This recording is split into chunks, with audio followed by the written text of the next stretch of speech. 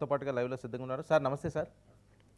Sir రానున్న బడ్జెట్లో మధ్యతరగతి వారికి ఏ విధమైన రాయితీలు లభించనున్నాయి? సర్వత్రా ఎదురు చూసేది ఏంటంటే ఏ రాష్ట్ర ప్రభుత్వం అన్నా సరే ఏదో బడ్జెట్ వస్తుంది, సామాన్య మధ్యతరగతి కుటుంబాలకు అద్భుతంగా ఉంటుంది, పెట్టుబడులు వస్తాయి, ఉద్యోగ అవకాశాలు వస్తాయి, ఇలాంటి అంశాలన్నీ కూడా. సో ఈ బడ్జెట్లో ఎలాంటి రాయితీలు అంటే ఈ ప్రతి సందర్భంలోనూ కేంద్ర బడ్జెట్ ప్రవేశపెడుతున్న సమయంలో ఒక చర్చ జరుగుతోంది. ఎందుకంటే భారతీయ జనతా పార్టీకి నరేంద్ర మోడీకి కోర్ కాన్స్టిట్యున్సీ మిడిల్ క్లాస్. అలాంటి మిడిల్ క్లాస్కు ఇన్కమ్ ట్యాక్స్ రిలీఫ్ వస్తుంది అని. ఓకే. కానీ ఇంతవరకు ఈ 10 ఏళ్లలో సిగ్నిఫికెంట్ ట్యాక్స్ రిలీఫ్ మిడిల్ క్లాస్కి అందలేదు. ఇందుకు కాంట్రరీగా కార్పొరేట్ రంగానికి భారీగా ఇన్కమ్ ట్యాక్స్ రిలీఫ్ వచ్చింది. ఇన్కమ్ ట్యాక్స్లో 2 రకాలు ఉంటాయి. ఒకటి పర్సనల్ ఇన్కమ్ ట్యాక్స్, రెండోది కార్పొరేట్ ఇన్కమ్ ట్యాక్స్. అంటే వ్యక్తులుగా మీరు నేను కట్టే ఆదాయ పన్ను, కంపెనీలు కట్టే ఆదాయ పన్ను. విచిత్రం ఏంటంటే ఈ 10 ఏళ్ల కాలంలో చూసుకుంటే మీకు మధ్యతరగతికి వ్యక్తులుగా సాలరీడ్ ఎంప్లాయీస్ కట్టే దాంట్లో దాదాపు సిగ్నిఫికెంట్ రిలీఫ్ లేదు. పైగా కార్పొరేట్లు కట్టే దాంట్లో మాత్రం సిగ్నిఫికెంట్ రిలీఫ్ ఇచ్చారు. సెప్టెంబర్ 2019లో ఆ ఒక్క ఏడాదిలోనే 10% తగ్గించారు. దానివల్ల పార్లమెంటరీ స్టాండింగ్ కమిటీ అంచనా ప్రకారం కేంద్ర ప్రభుత్వం 1,86,000 1,86,000 crore ఆదాయాన్ని కోల్పోయింది. ఆ తర్వాత జరిగిన పరిణామం ఏంటంటే ఈరోజు పర్సనల్ ఇన్కమ్ ట్యాక్స్ ఏమో ఎక్కువ కలెక్ట్ అవుతుంది, కార్పొరేట్ ఇన్కమ్ ట్యాక్స్ ఏమో తక్కువ కలెక్ట్ అవుతుంది. మీకు 2023-24 ఫైనాన్షియల్ ఇయర్లో 19.6 lakh crore ఇన్కమ్ ట్యాక్స్ నుంచి కలెక్ట్ అయితే అందులో 10.45 lakh crore personal income tax, 9.1 lakh crore corporate income tax. అంటే కంపెనీలు కట్టే కార్పొరేట్ ఇన్కమ్ ట్యాక్స్ కన్నా వేతన జీవులు, మధ్యతరగతి ప్రజలు వ్యక్తిగతంగా కట్టే ఇన్కమ్ ట్యాక్స్ 15% ఎక్కువ.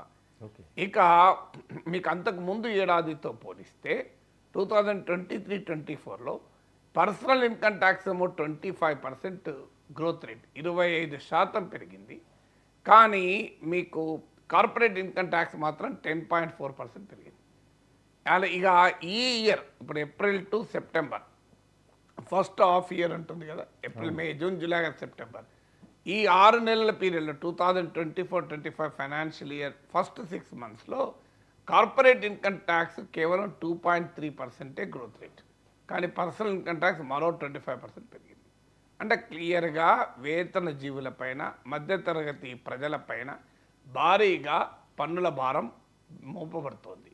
దీనికి తోడు జిఎస్టీ, పాప్కార్న్ విడిగా తింటే 5%, ప్యాకెట్లో తింటే 12%, షుగర్ కలిపితే 18%, సాల్ట్ వేస్తే 12%, మీకు ఒక ఎగ్జామినేషన్ ఫామ్ అప్లై చేస్తే 18%, health insurance 18%.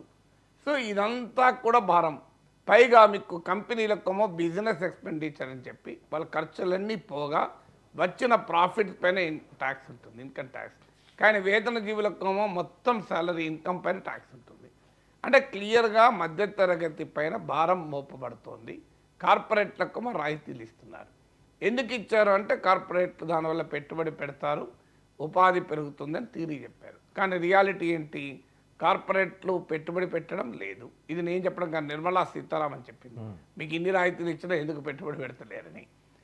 Private capital expenditure పెరగడం లేదు, ఓన్లీ గవర్నమెంట్ క్యాపిటల్ ఎక్స్పెండిచర్ పెరుగుతుంది. కానీ లాభాలు మాత్రం విపరీతంగా వస్తున్నాయి. Chief economic adviser Anant Nageswaran అన్నది 15 yearsలో ఎన్నడూ లేనంత స్థాయిలో కార్పొరేట్ ప్రాఫిట్స్ ఉన్నాయని. లాస్ట్ 4 yearsలో 2019-23లో 400% పెరిగిన లాభాలు. లాస్ట్ 10 yearsలో గౌతమ్ అదానీ లాభాలు 2000% పెరిగినాయి. కానీ ప్రైవేట్ రంగంలో జీతాలు పెరుగుతున్నాయా? ఇవాళ కార్పొరేట్ రంగం వేజెస్ పైన పెట్టే ఖర్చు ఏమో తగ్గుతుంది, నెగిటివ్ ఉంది.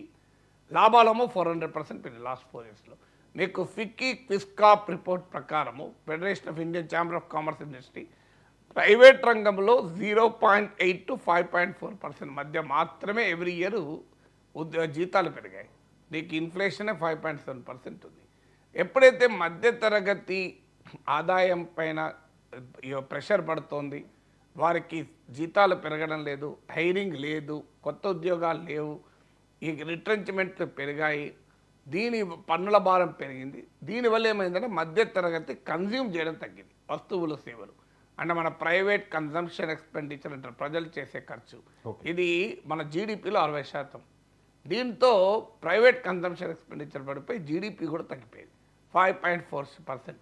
అందుకే ఇప్పుడు కార్పొరేట్ మీడియా కూడా అడుగుతుంది, కంపెనీలు కూడా అడుగుతున్నాయి, ఈవెన్ ఇండస్ట్రీ ప్రతినిధులు అడుగుతున్నారు.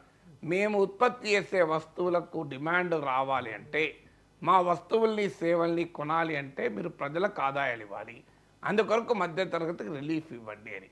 కారణం ఏంటంటే మీరు ఆటోమొబైల్స్లో చూస్తే ఎంట్రీ లెవెల్ కార్ల అమ్మకాలమో తగ్గుతున్నాయి, లగ్జరీ కార్లు పెరుగుతున్నాయి.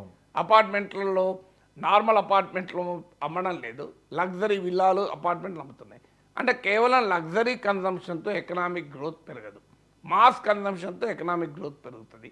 అందువల్ల మిడిల్ క్లాస్ కన్జ్యూమ్ చేయాలంటే మిడిల్ క్లాస్కి ఇన్కమ్స్ పెరగాలి అని వాళ్ళ మధ్యతరగతికి రాయితీలు ఇవ్వమని కార్పొరేట్ రంగం అడుగుతుంది. ఎందుకంటే కార్పొరేట్ రంగం బాధ ఏంటంటే మధ్యతరగతికి ఆదాయం ఉంటేనే కార్పొరేట్ రంగం ప్రొడ్యూస్ చేసే సబ్బులు కావచ్చు, టూత్పేస్ట్లు కావచ్చు, కార్లు కావచ్చు, షర్ట్లు కావచ్చు, మొబైల్ ఫోన్లు కావచ్చు, ఇవన్నీ కొనాలి అంటే ఎవరు కొంటారు? ఇది మరి ప్రజలకు మిడిల్ క్లాసే కొనాలి. ఎందుకంటే రిచ్ అంత పెద్ద కన్జ్యూమ్ ఉండదు, పేద ప్రజలకు అవకాశమే లేదు. వాళ్ళు 80 కోట్ల మంది పేదలకు ప్రభుత్వమే ఆహార ధాన్యాలు సబ్సిడీ పైన ఇవ్వాలి. అందువల్ల కొనాల్సింది మిడిల్ క్లాస్. మిడిల్ క్లాస్ పైన ప్రెషర్. అందువల్ల ఆదాయ పన్నులో సిగ్నిఫికెంట్ రాయితీ ఉండాలి అని, ముఖ్యంగా 5.9 to 9.1 lakh ఇది ఐటీ ఎక్స్పర్ట్స్ లెక్క చెప్పింది ఏంటంటే 5,90,000 నుంచి 9,10,000 మధ్య బ్రాకెట్లో ఉన్నవారు హయ్యెస్ట్గా ట్యాక్స్ బర్డన్ భరిస్తున్నారు. అందువల్ల రకరకాల చర్చలు వస్తున్నాయి. 5 lakh వరకు, ఇప్పుడు 3 lakh ఉంది కదా ఇనీషియల్ ట్యాక్స్ ఎగ్జంప్షన్, 5 lakh చేస్తారని, 75,000 ఉన్న స్టాండర్డ్ డిడక్షన్ డబుల్ చేస్తారని, అసలు 10 లక్షల దాకా ట్యాక్సే ఉండకుండా చేస్తారు. ఇప్పుడు 7,70,000 దాకా ఉన్నట్టుంది, 10 లక్షల వరకు ట్యాక్స్ లేకుండా చేస్తారని, ఇలా రకరకాల చర్చలు జరుగుతున్నాయి. చూడాలి, సిగ్నిఫికెంట్ రిలీఫ్ ఇస్తే తప్ప, మళ్ళీ టోకెన్గా ఇంక్రిమెంటల్గా రిలీఫ్ ఇస్తే ఉపయోగం ఉండదు.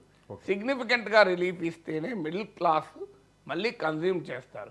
మిడిల్ క్లాస్ కన్జ్యూమ్ చేస్తేనే ఎకానమీ గ్రోత్ పెరుగుతుంది. ఎందుకంటే ఎక్స్పోర్ట్ స్కోప్ లేదు. ట్రంప్ వచ్చాడు, అడ్డగులుగా టారిఫ్స్ పెడతానంటున్నాడు.